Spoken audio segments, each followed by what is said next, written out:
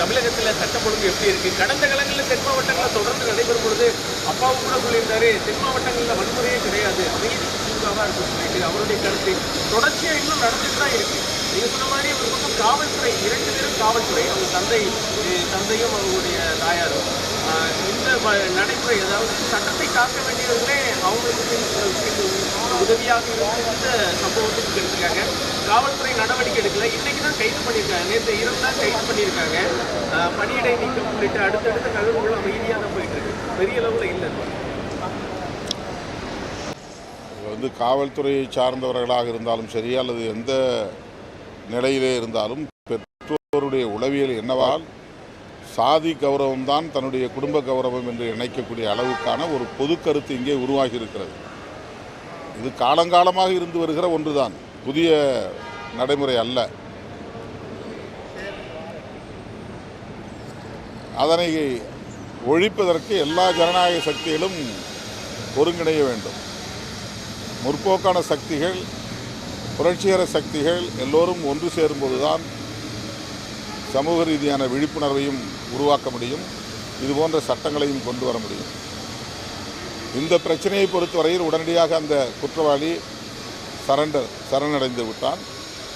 இப்போது நாம் கொடுத்த அழுத்தத்திற்கு பிறகு அவருடைய தந்தை கைதாகியிருக்கிறார். எஃப்ஐஆரிலே அவருடைய தாயாரும் இடம்பெற்றிருக்கிற நிலையில் அவரை கைது செய்வதிலே என்ன தயக்கம் என்று நான் தமிழ்நாடு காவல்துறைக்கும் தமிழ்நாடு அரசுக்கும் கேள்வி எழுப்ப கடமைப்பட்டிருக்கிறேன். தமிழ்நாடு அரசு எஃப்ஐஆரில் உள்ள குற்றவாளிகள், குற்றம் சாட்டப்பட்டவர்கள் கைது செய்யப்பட்டு விசாரிக்கப்படும் போதுதான் புலனாய்வு முழுமை பெறும். குற்றங்களை அல்லது ஆதாரங்களை கலைக்கிற முயற்சி இருக்காது.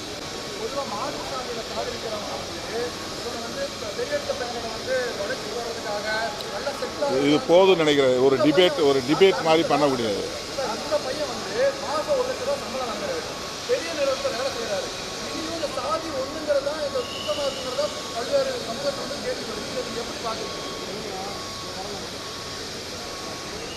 நாடக காதல் என்று பேசக்கூடியவர்கள் சொன்ன கருத்து இது.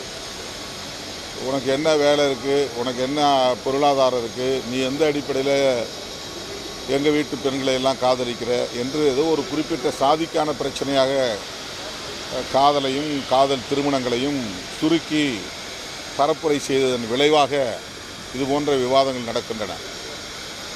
காதல் என்பது யாரும் சொல்லி வருவதல்ல, திட்டமிட்டு தூண்டி உருவாக்க முடியாது.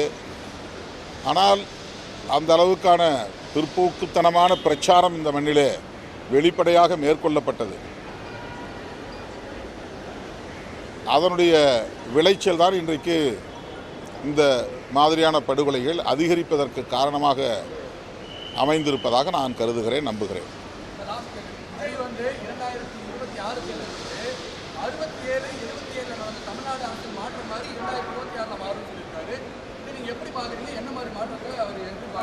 அது அவருடைய விருப்பமாக இருக்கலாம், ஆனால் கிரவுண்ட் ரியாலிட்டி என்பது அப்படி இல்லை. எம்ஜிஆர் காலத்தில் இருந்ததை போன்ற சூழல் தமிழ்நாட்டில் இப்போது கிடையாது. அடுத்தடுத்து எத்தனையோ திரை கலைஞர்கள் அரசியலுக்கு வந்தார்கள், பெரும் செல்வாக்கோடு வந்தார்கள். ஆனால் மக்கள் அவ்வளவு இலகுவாக அவர்களை ஏற்றுக்கொள்ளவில்லை. தமிழ்நாடு திரைப்படத்தை நம்பி தலைவர்களை தேர்ந்தெடுக்கக்கூடிய மாநிலம் என்று விமர்சித்த காலம் மாறிப்போய்விட்டது. அரசியல் விழிப்புணர்வுள்ள ஒரு சமூகமாக தமிழ் சமூகம் வளர்ச்சியடைந்திருக்கிறது. யார் தேவையோ அவர்களை தேர்வு செய்வார்கள். 2026 தேர்தல் அதை நமக்கு உணர்த்தும். பிளே ஸ்டோர் மற்றும் ஆப் ஸ்டோரில் இருந்து பாலிமர் செயலியை QR கோடு மூலம் பதிவிறக்கம் செய்யுங்கள். செய்திகளை உடனுக்குடன் பெறுங்கள்.